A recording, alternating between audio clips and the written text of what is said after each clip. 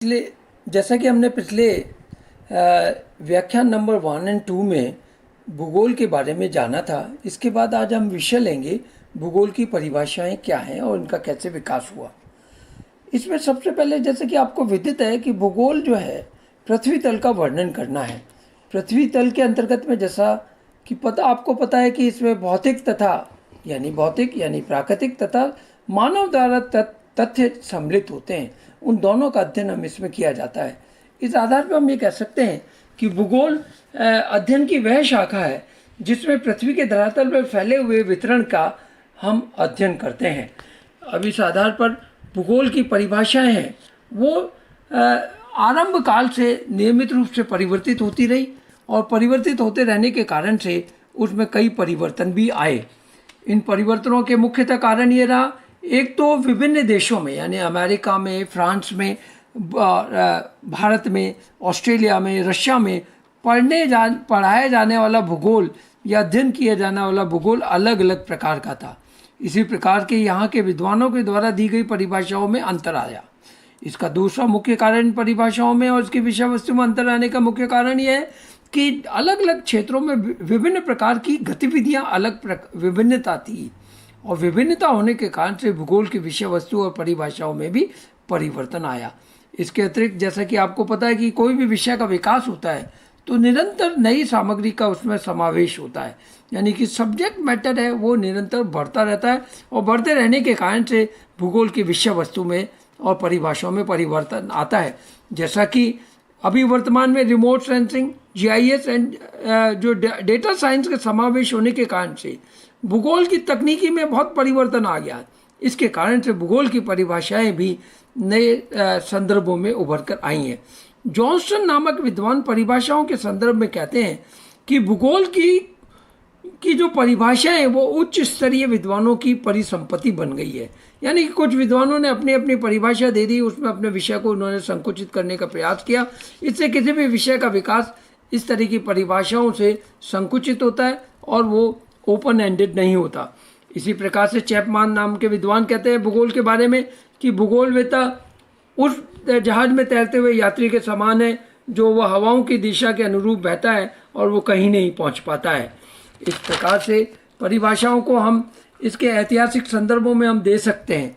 प्राचीन कालीन परिभाषाएं हैं वो परिभाषाओं में टॉलेमी यानी कि टॉलेमी है, स्ट्राबो है, इन विद्वानों ने परिभाषित किया। उस समय भूगोल प्राचीन समय में केवल स्थानों का विज्ञान था, विभिन्न स्थानों का वर्णन किया जाता था और वो कहाँ पर मौजूद है, कितनी दूरी पर है, इन सभी का वर्णन निश्चित था।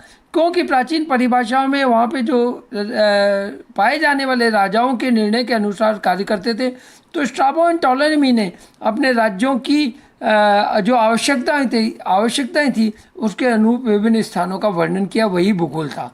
मध्यकाल जैसा कि आपको पता है कि डार्क एज के नाम से जाना जाता है, अंधकार काल था जिसमें ज्ञान तथा विज्ञान की सभी शाखाओं में डिस्टॉर्टेशन हुआ और उनका प्रवाह का अवरुद्ध हुआ। और इसके बाद में इस्लाम तथा क्रिश्चियन जगत में दोनों में धर्म युद्ध हुए जिसे क्रूसेड कहते हैं और उसके कारण से विभिन्न प्रकार की यात्राओं का दौर आरंभ होता है। तो जो मध्यकाल है वो यात्राओं के भूगोल के नाम से जाना जाता है। इसके बाद में वेरेनियस नाम के विद्वान आते हैं। वेरेनियस ने भूगोल को एक प्रथम वैज्ञानिक स्वरूप देने का आरंभ किया। उन्होंने ज्योग्राफिया जनरलिस नामक पुस्तक के अंतर्गत भूगोल को 2 भागों में बांटा, सामान्य भूगोल तथा विशिष्ट भूगोल। उसके आधार पर उन्होंने भूगोल को एक एकीकृत विज्ञान के रूप में प्रतिपादित करने का प्रयास किया। 18वीं शताब्दी के उत्तरार्ध में भूगोल के अंतर्गत में विभिन्न स्थानों के भौतिक स्थानों के अलावा सामाजिक पक्षों का भी अध्ययन होने लगा, यानी कि मानव के द्वारा निर्मित जो तथ्य हैं वो भी भूगोल की विषय वस्तु में सम्मिलित होते गए। इस कारण से भूगोल में गुणात्मक वर्णन की अपेक्षा होती गई या गुणात्मक वर्णन है वो उसके अंतर्गत विकसित होता गया। इस कारण से भूगोल विभिन्न स्थानों के बारे में एक सामान्यीकृत विज्ञान के रूप में विकसित होकर आया।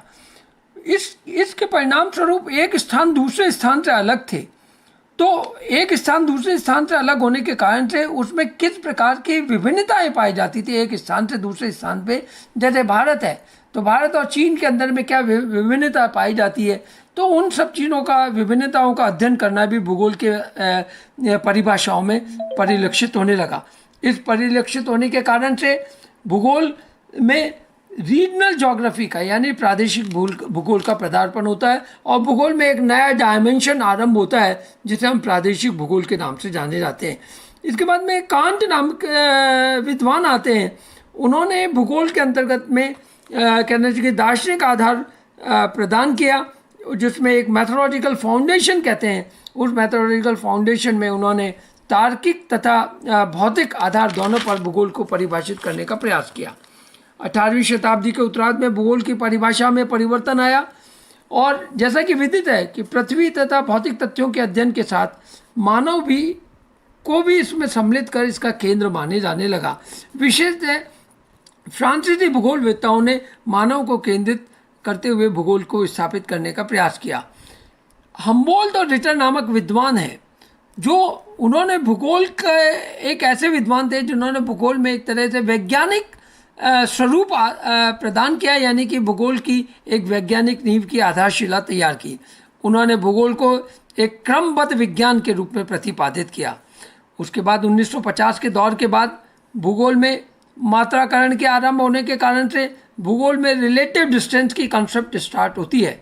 उस कंटेक्स्ट के कारण से कोई फिनोमिना कैसे फैला हुआ है, कितने उनमें आपस में संपर्क है, वो सारे के बारे में जानकारी मिलती थी। इस रिलेटिव शिफ्ट के कारण से रिलेटिव स्पेशल कंटेक्स्ट है वो आरंभ होता है और जो स्थानिक भूगोल एक स्थानिक विज्ञानों का अध्ययन है, ये परिकल्पना या ये परिभाषा अभी वर्तमान में भी जारी है। इस आधार पर हम ये कह सकते हैं कि भूगोल एक सोशल साइंटिस्ट के रूप में ज़्यादा उभर के आया, ना कि भौतिक भूगोल। वर्तमान में भूगोल की जो समसामयिक परिभाषाएं हैं उनका मैं एक विस्तार पूर्वक आपके सामने विश्लेषण करूंगा। कि सबसे पहले एक हार्टशॉन नाम के विद्वान आते हैं। 1959 में उन्होंने perspective on nature of geography नामक पुस्तक लिखी। उसमें परिभाषित किया कि भूगोल पृथ्वी की परिवर्तनशील सतह का शुद्ध, क्रमबद्ध और समन्वयक वर्णन तथा व्याख्या करता है। हम्बोल्ट को भूगोल का निवारक भी कहा जाता है, यानी कि भूगोल को बचाने वाला भी कहा जाता है, क्योंकि भूगोल एक विज्ञान के रूप में प्रतिपादित नहीं हो पाया, क्योंकि इसके अध्ययन के जो केंद्र बिंदु मानव और पृथ्वी दोनों अलग अलग थे। जो मानव है, जो चंचल स्वभाव का था, उसके ऊपर सार्वभौमिक नियम है वो लागू नहीं हो सकते थे, परंतु प्रकृति के ऊपर विभिन्न प्रकार के नियम जो अमेरिका में लागू है, वो भारत में है, वो नियम ऑस्ट्रेलिया में भी लागू है, वो हो सकते थे। तो इसकी जो विषय वस्तु के जो दोनों केंद्र बिंदु हैं वो दोनों एक दूसरे के कॉन्ट्रेडरी थे या एक दूसरे के विरोधाभासी थे। इस आधार पर भूगोल के अंतर्गत एक एकीकृत विज्ञान के रूप में परिलक्षित नहीं हो पाया या विकसित नहीं हो पाया। इसके निराकरण के लिए हम्बोल्ट ने इसमें मानव तथा प्रकृति को परिवर्तनशील सतह को करने वाले कारक के रूप में प्रतिपादित किया, जिससे इस दोनों तथ्यों का अध्ययन भूगोल के रूप में हो सकता था। और उन्होंने इस परिवर्तनशील सतह का शुद्ध यानी कि एक्यूरेट प्लस क्रमबद्ध सिस्टमेटिक तरीके से और समन्वयक यानी कि रैशनैलिटी के साथ में उनका वर्णन और व्याख्या करने की बात हार्टशॉन ने बताई।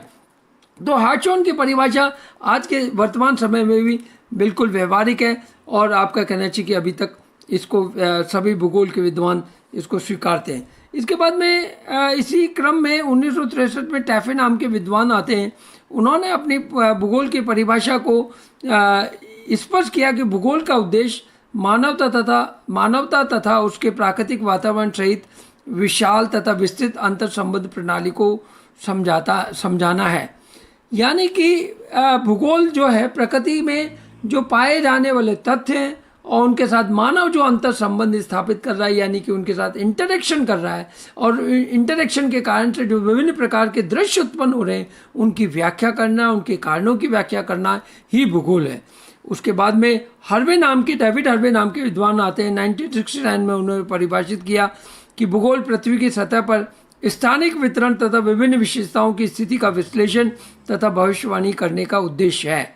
यानी कि उन्होंने कहा कि भूगोल में स्थानिक वितरण यानी स्पेटियल डिस्ट्रीब्यूशन तथा उसकी स्पेशल कैरेक्टरिस्टिक, किसी भी स्थान की कुछ अलग कैरेक्टरिस्टिक होती है, उस कैरेक्टरिस्टिक का वर्णन करना, उनके बारे में जानकारी देना और उसके बारे में भविष्य में क्या ये क्षेत्र किस रूप में उभरेगा, उसका जनसंख्या के साथ प्राकृतिक तत्व के साथ क्या स्वरूप है, किस रूप में ये विकसित हो सकता है, उसके बारे में जानकारी करना, ये देना भूगोल की प्रमुख है।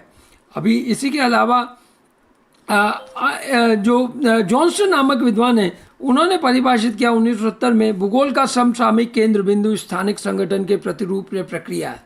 यानी कि उन्होंने स्पष्ट किया spatial organisation is the key factor of the geography now, कि यानी कि स्पेटियल ऑर्गेनाइजेशन के अंतर्गत एक क्षेत्र में पाए जाने वाले भौतिक तथा मानवीय तत्व दोनों अंतर संबंध स्थापित करके एक ऑर्गेनाइजेशन, एक संगठन उत्पन्न करते हैं और उन संगठन का एक करेक्टर विकसित होता है। उस करेक्टर की व्याख्या करना, वर्णन करना ही भूगोल की आत्मा है।